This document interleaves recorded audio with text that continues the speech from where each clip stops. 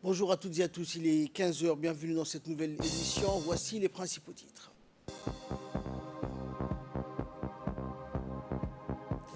Lancement de la première édition du triathlon dans les régions de Tadjoura. Le lancement de ce triathlon a eu lieu à Tadjoura et dans les régions du nord du pays. Et après les incendies en Turquie, des inondations meurtrières font plusieurs morts. Bonjour à tous. La ministre de la Jeunesse et de la Culture, Dr Hibo Moumin Assoué, a visité la localité de Mouloud au lendemain de la clôture de la Semaine internationale de la jeunesse, dédiée cette année à la paix, et la soirée musicale à l'occasion des compétitions culturelles organisées sur la place Bernard. C'est avec enthousiasme et joie manifeste que la ministre et sa suite ont été accueillis par les autorités locales sous-préfectorales, des responsables sectoriels, des sages et des notables, des leaders de la commune et des associations des femmes et des jeunes, ainsi qu'une foule d'anonymes de jeunes et de moins jeunes, tous genres confondus. D'emblée, la ministre s'est entretenue dans un local exigu en guise de CDC avec les associations des femmes et des groupements de jeunes enseignants et universitaires natifs de la commune dans un climat de cordialité et de compréhension mutuelle. Et après les salutations de bienvenue et les félicitations pour sa nomination à ce département de la jeunesse et de la culture de la part des Mouloudois, la ministre a recueilli les doléances émises donc dans un CDC digne de cette appellation et l'absence d'aire de jeu pour les jeunes. Par ailleurs, les représentants des associations opérant dans la commune, se disant conscients des enjeux, ont longuement fait part à la ministre de leur volonté d'action collective et l'existence déjà d'une parfaite coordination entre les acteurs agissant dans le but de promouvoir le développement de Mouloud. Et la ministre Dr Hibo a indiqué dans son intervention que cet esprit enclin au choix d'entreprise collective en vue de contribuer ensemble au bien-être de la communauté et de prendre en main sa destinée n'est pas un caractère prolifique qui prévaut partout ailleurs, précisant au passage que le centre de développement communautaire en question reflète de par sa vocation et sa raison d'être cet esprit d'action commune à des fins d'avancées positives majeures. On écoute la ministre. Et donc les CDC ont eu l'honneur d'accueillir ces événements de sensibilisation parce que c'est toujours pour répondre à la dimension de l'inclusivité et de la proximité. Le président de la République dit à chaque fois soyez au service de vos concitoyens, des Djiboutiens, et soyez proches et faites un travail de proximité. Et donc travailler dans les CDC, faire des rencontres, de discussions, de débats, où tout le monde est associé, toutes les composantes de la couche sociétale dont est composée, est une chose qui est très importante. Donc nous avons pu, à mon avis, faire ce travail d'après les paramètres que nous avons mis en place. Nous espérons que ça va continuer et que ces activités vont se maintenir et vont même se développer, se multiplier. La question de l'insertion professionnelle revenait souvent. Donc on est en train de penser dans la structuration à comment on va mettre en place une stratégie pour répondre aussi à cette dimension, on peut dire à ce grand objectif à atteindre du ministère. Et donc venir au CDC, c'est toujours un plaisir, rencontrer la population, être à son écoute, surtout féliciter, encourager les propositions, les suggestions et appuyer, accompagner, compléter. Donc très souvent on nous demande des équipements et ça on peut y répondre je pense. Donc le ministère va pouvoir travailler avec les gens qui fréquentent régulièrement les CDC et qui sont composés de toutes, on peut dire, le tranche d'âge, mais aussi de toutes les catégories de la famille et de la communauté. Donc il me semble que cette semaine était une semaine vraiment où on n'a pas senti le poids du travail. Ça a été beaucoup plus dans le partage et dans la convivialité et grâce à l'enthousiasme des Djiboutiens, qui sont des gens très, très portés par l'espoir et l'optimisme et qui revendiquent ces valeurs qui sont des valeurs universelles et qui sont aujourd'hui des paramètres indispensables pour tout développement durable. Et nous restons dans la région du Dikil. La ville de l'Unité a abrité la troisième étape des compétitions culturelles inter-CDC. Après une clôture cérémoniale vibrante de la Semaine internationale de la jeunesse au Conseil régional jeudi matin, dans un esprit de communion pleine de faveurs patriotiques sous la houlette de la ministre de la Jeunesse et de la Culture, la présélection dans le cadre des compétitions culturelles inter-CDC se sont déroulées donc sur la Grande Place en face de la préfecture de Dikil. en présence de la ministre, du préfet de la région, du président du conseil régional, des autorités militaires et des forces de l'ordre, des notables et plusieurs dizaines de jeunes. La lecture du Saint-Coran, l'intonation donc de l'hymne national ont ouvert la séance.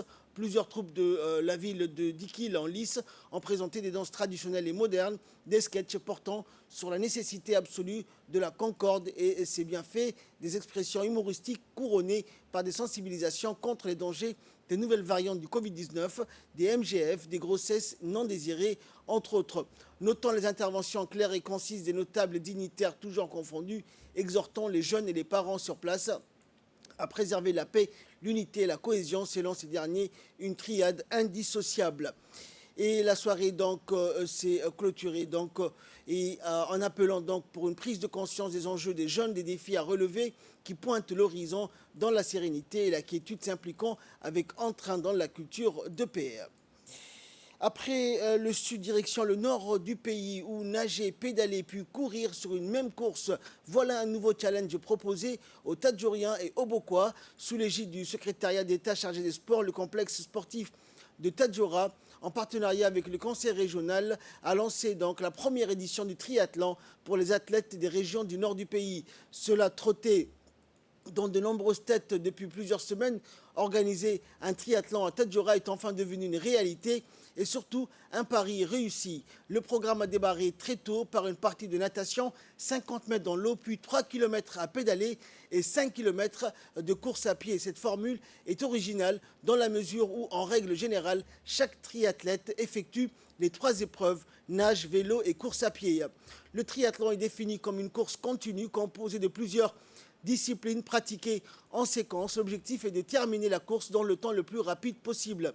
Au final, ce sont les athlètes aubokois qui ont raflé les prix. Les 3 premiers dans les 6 récompensés ont été tous de la région de Hayou, dans un contexte où la rivalité entre les 2 régions est à son summum. Et par la même occasion, il était question de détecter les jeunes talents dans l'objectif de les insérer dans les équipes professionnelles, voire nationales. En dessinant le parcours, les organisateurs avaient pour objectif de mettre le plus en valeur la ville et ses atouts. L'arrivée sur la place de l'indépendance était un moment symbolique. Et par l'organisation d'un tel événement, le secrétariat d'État au sport affiche clairement l'importance que revêt le sport régional. Aujourd'hui, donc 14 août, sous la houlette de la préfecture de la région d'Ali Sabié, l'association Appelé de Doudou Balalé, en étroite collaboration avec l'association Aloaska et le CDC d'Ali Sabié, a tenu une mini-caravane du livre. L'objectif de cette caravane du livre et de la lecture, qui entend aller à la rencontre des jeunes de la localité, est de contribuer à une éducation de qualité, à inciter donc les jeunes et les élèves, les étudiants à la culture, à voyager au cœur de la culture. C'est une initiative noble qui permet au public amoureux de la lecture de découvrir les trésors de la littérature. Dans ce sens, l'association Aloaska a octroyé à la caravane de lecture plus de 200 livres et tous genres confondus. Allons croire, la caravane va sillonner dans les autres localités de la région d'Ali Sabié.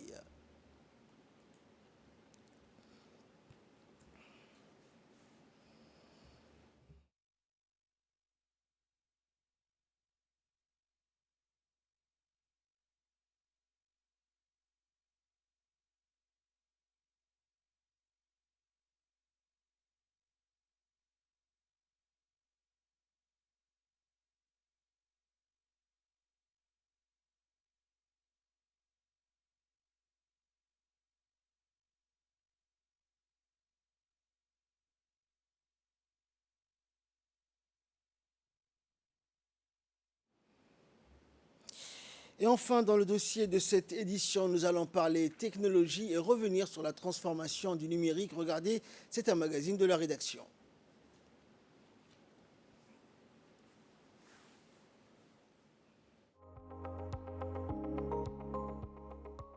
Djibouti cherche à tirer le meilleur parti de cette situation géographique en investissant dans les infrastructures pour l'aider à servir des passerelles pour la région avec un certain succès. Situé au carrefour des connexions Internet mondiales, Djibouti devient un acteur clé régional des connectivités servant les pays voisins. Elle dispose aujourd'hui du plus grand nombre de connexions internationales, que ce soit en Afrique de l'Est, étant raccordée à plusieurs câbles qui relient les pays à l'Europe, à l'Afrique de l'Est, au Moyen-Orient, à la Méditerranée orientale et à l'Asie du Sud. Cette puissante infrastructure est encore sous-exploitée. Et on sait que plus de 90% des flux numériques mondiaux passent par les câbles sous-marins. Et Djibouti dispose de cet avantage comparatif et de cette opportunité. Et en fouillant un peu les statistiques, j'ai pu voir aussi que Djibouti est placé à 4e niveau avant certains grands pays en termes de taux de pénétration. On est à un taux de 58% et la moyenne africaine est de 40%. Vous voyez qu'on a des opportunités. Aujourd'hui, Djibouti a fixé un nouveau cap en misant sur la transformation structurelle de son économie pour atteindre une croissance forte, soutenue et durable. Djibouti s'appuie ainsi sur le développement de nouveaux moteurs autour de l'agrobusiness, l'habitat social, le tourisme, mais également sur une consolidation des moteurs traditionnels de la croissance tels que le secteur de la télécommunication qui constitue la locomotive de l'économie numérique. Djibouti, toujours dans sa quête vers une transition numérique, construit un centre de données et d'échanges qui la place au cœur de la balance en matière d'Internet. Elle aboutit, à travers son opérateur, le projet DAR qui constitue en la mise en œuvre d'un câble sous-marin de communication en fibre optique reliant les pays de l'Afrique de l'Est. Ce projet est dédié à l'accroissement du niveau de compétitivité des fibres optiques régionales. Il a pour objectif d'assurer un accès multiple et sécurisé et un trafic plus dense entre les différentes places fortes de la région. Les sociétés de télécommunications et les fournisseurs d'espace ou d'accès à Internet se regroupent dans une sorte de consortium qui leur permettra de mettre en commun leurs capacités financières et en partager les fruits et les dividendes. Une stratégie qui vise à accroître leurs capacités techniques et financières ainsi que la bande passante qui a un coût abordable mais aussi fiable. Le projet ambitionne surtout d'accroître les moyens de desservir la région, principalement par le biais d'une connectivité qui relie les câbles sous-marins. Ce méga-projet traduit la volonté de Djibouti de faire de l'économie numérique et les technologies de l'information et de la communication des puissants vecteurs de croissance et l'amélioration des conditions de vie et pour l'emploi au niveau régional. DAR se rapprocherait des pays de la région pour une intégration économique. Et de là, nous passons à l'actualité africaine et internationale. Au Niger, des pluies diluviennes ont causé plusieurs décès à Niamey. Les pluies diluviennes de la nuit du 11 août dernier ont causé d'énormes dégâts sur l'ensemble du territoire nigérien. On dénombre plus de 4000 maisons effondrées et 52 morts. À Niamey, le village de Gabagoura est l'un des plus impactés. Plus de 80% des maisons parties avec les eaux, laissant les populations dans le désarroi. Des habitants ont perdu leur maison. L'un d'entre eux a vu un de ses enfants emporté par le courant d'eau. Pour le moment, seuls 6 décès ont été déclarés au service des sapeurs-pompiers qui sont en alerte maximale. Le colonel Sidi Mohamed, commandant du groupement des sapeurs-pompiers, et son équipe sont constamment sur le qui-vive pour porter assistance aux victimes et des victimes qui sont souvent à l'origine de ces inondations.